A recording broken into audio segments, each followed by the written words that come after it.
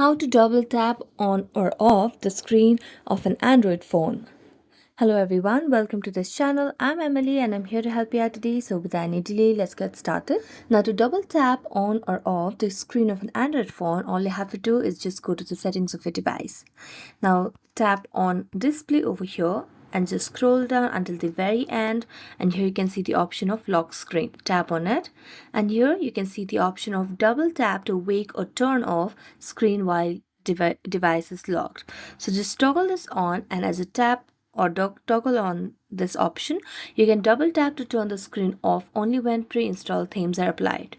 So now you can just go back and then double tap on this home screen when it's locked, and it will turn on the screen of an Android phone.